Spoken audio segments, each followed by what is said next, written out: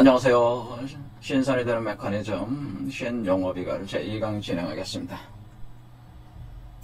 지난 시간에 용어대사로 불렸던 정북전 선생께서 이번에 이제 조선 중종과 명종 사이에서 활동하시면서 신선 도인으로 이렇게 불렸던 분인데, 이분이 이제는 용어비결이라는 텍스트를 남기셨습니다. 근데 이것은 신선이 되는 어떤 과정에 대한 요약, 축약판이라고 이렇게 볼 수가 있겠습니다. 지난 시간에 잠깐 살펴봤듯이 어떤 조식호흡법을 통해서 폐기, 그러니까 여러분 몸 안에 정기신의 원리로 일종의 정을 연정화기로 해가지고 기로 바꾼 뒤에 기를 폐기, 그러니까 가둔다고 하는 거죠. 가둬서 여러분 몸 안에서 신으로 변화시키는, 정기 신으로 이렇게 변화시킨다고 하는 거죠. 변화시켜가지고 여기서 신태를 맺는 거죠. 신태 영화를 탄생시키는 겁니다. 그러면은 여러분 몸 안에 태어나는 신태는 여러분이 거듭나는 중생하게 되는 존재가 되고, 이 신태 영화는 원천세계에서 태어나는 거기 때문에 귀근해가지고 부활재생하는 어떤 생명체가 된다라고 하는 거. 아이로 태어난다고 하는 거. 이렇게 진행이 되기 때문에 여러분은 모태, 그러니까 어머니 역할을 하게 되고 자궁을 제공하는, 그리고 여러분 몸 안에 태아가 있는 형태니까 모태지식이라고 하는 거예요.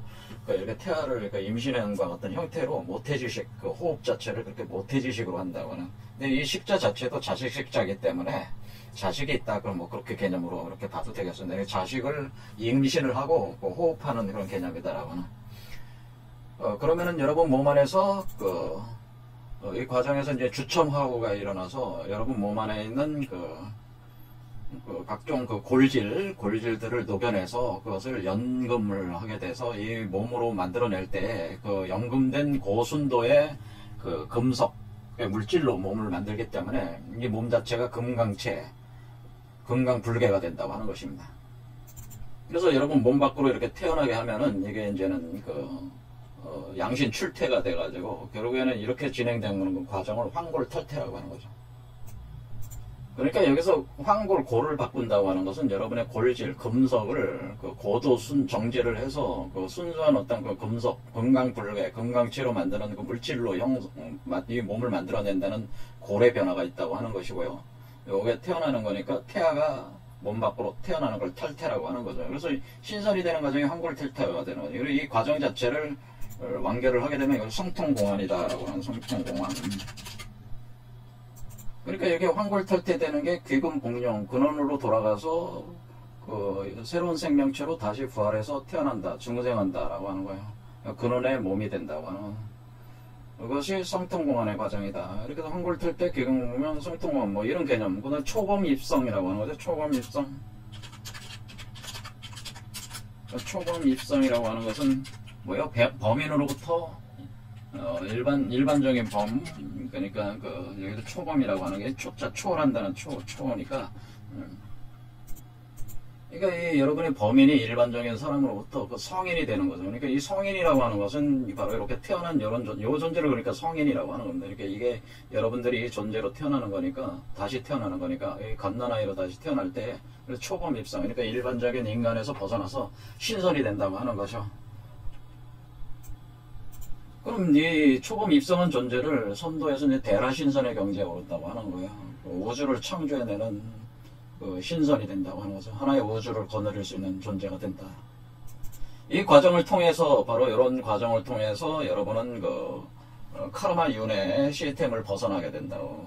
여러분 자신의 참된 주인이 돼서 신과 영에 합해가지고 대라신선의 경지에 올라가는 것이기 때문에 여러분들이 현재의 어떤 삶으로부터 자유함을 얻게 된다라고. 그래서 우리가 이 선도를 하는 목적은 여러분 자신의 참된 자아를 구체적인 형상으로 이렇게 구현을 해내서 몸 밖으로 갓난아이 형태로 태어나게 함으로써 카르마를 윤회의 사슬을 벗어나고자 하는 게 첫 번째라고 할 수가 있습니다. 윤회의 사슬을 벗어나게 되면은 여러분 자신이 시공간을 초월하게 되는 초범 입성의 경지에 들어가기 때문에 새로운 어떤 그런 세계를 여러분이 자유자재로 주관하는 창조 및 소멸하는 우주의 주관자가 될 수가 있다고 하는 거예요. 그러면은 여러분의 신선이자 부처이자 기독교에서 그리스도라고 하는 그런 것들이 바로 이런 상태로 진행돼서 태어나는 존재가 그런 존재라고 하는 거죠. 그래서 선도에서는 인간만이 이런 인연을 맺을 수가 있다고 하는 겁니다. 사람만이 가능하다라고 하는, 그러니까 사람인 상태에서 가능한 수행법이기 때문에 사람으로 태어난 것이 얻기 힘든 그 기회를 얻은 것이다. 그러니까 오로지 이런 수련법을 할 수 있는 게 사람이니까 사람으로 태어난 것이 복이라고 하는 거예요. 그러니까 그런데 살아있을 때 하셔야죠. 돌아가시면 안 되니까 살아있을 때 수련을 하라고 하는 겁니다. 사람의 존재 목적 자체가 원래 신선이 되는 것이라는 거예요. 근데 여러분은 자신의 존재 목적이 왜 사는지 모르는 거죠. 사람이 왜 사는지 모르면서 지금 살고들 계신데, 사실은 사람으로 태어난 이유는 신선이 되기 위해서 태어난 것이에요. 그래서 그 목적에 맞게 사셔야 되지 않겠냐, 그런 거죠. 그런데 우리가 여기서 보면은 제목이 지금 용호비결 아니겠습니까?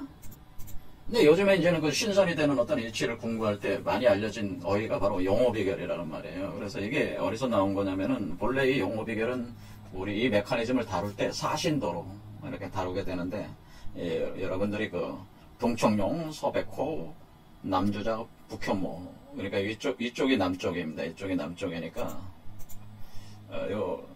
요쪽 남주작이, 그러니까 이쪽을 남쪽으로 보면 남주작 이렇게 돼 있다는 거죠. 그래서 이렇게 여러분 몸 안에 사실은 두 개의 수레바퀴가 돌아가고 있어가지고, 두 개의 수레바퀴 다 이렇게 사신도로 배치를 할 수가 있어요. 이렇게 할 때에 우리가 용호라고 하는 것은 여기서 보듯이 여러분이 동청룡과 서백호를 얘기를 하는 것이죠. 그렇죠. 그러니까 이쪽에도 동청룡과 서백호가 있고 이쪽에도 동청룡과 서백호가 있는 거죠.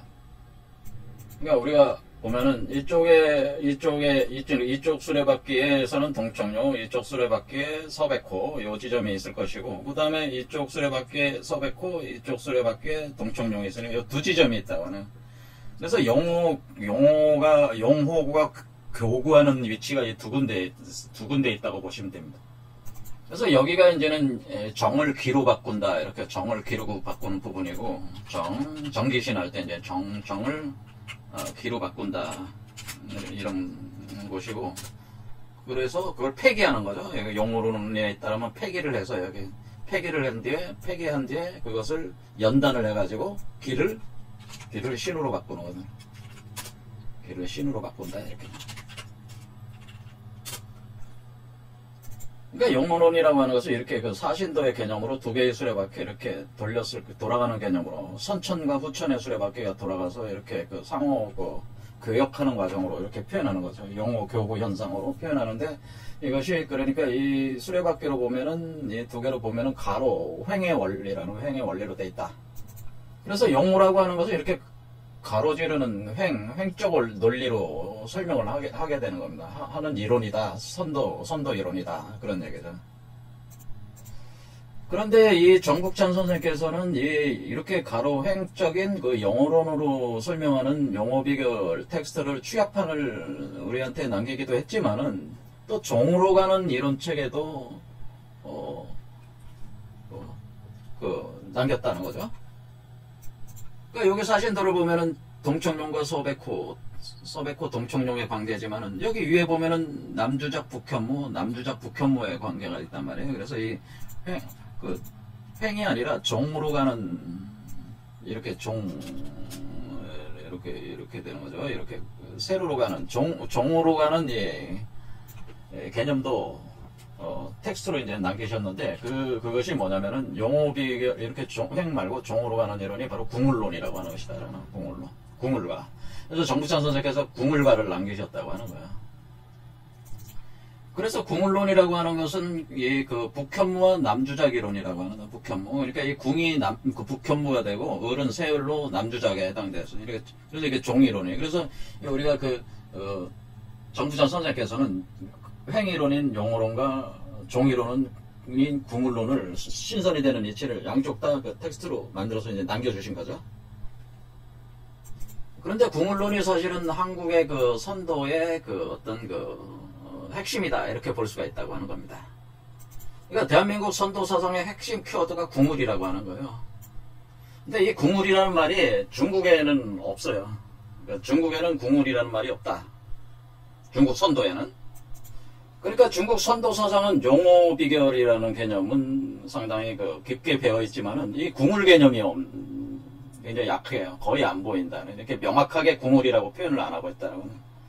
그래서 중국 선도 사상에는 궁을 개념이 없는데 유독 우리 대한민국 선도 사상에서는 이 궁을 개념이 핵심적으로 등장을 하고 있다고 하는 겁니다.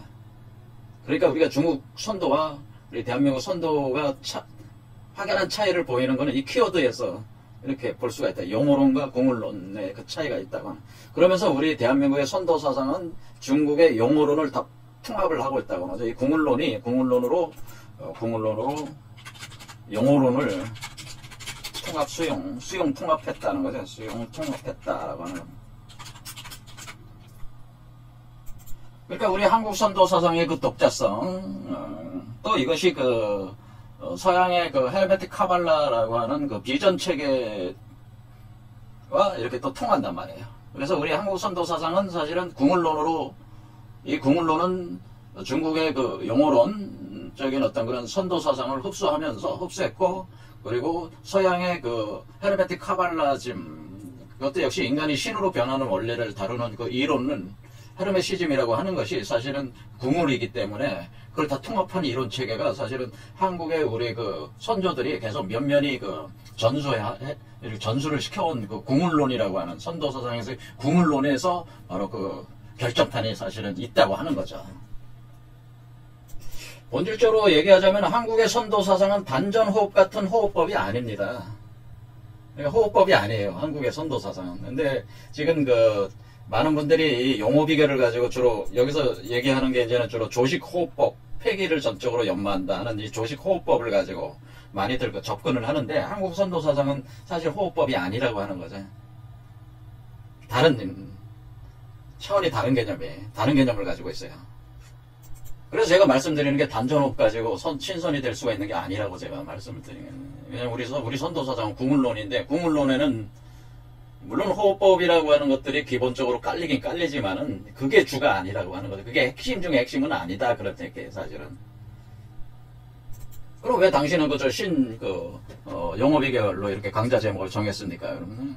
용어 비결을 하도 용어 비결들을 다 가지고 그걸 가지고 하고 계시니까 그냥 이름을 그렇게 지은 거예요. 관심을 하기 위해서. 하지만은 본질적인 우리 한국의 선도 사상은 궁을론이라고 하는 궁을론. 특히 그걸 더 직접해서 얘기하자면은 그것을 궁을영부론이라고 하는 거예요. 그러면 여기 잘 보면은 여기 이게 이제는 궁을영부론에 따른 그림을 제가 이걸 그려놓은 거란 말이에요.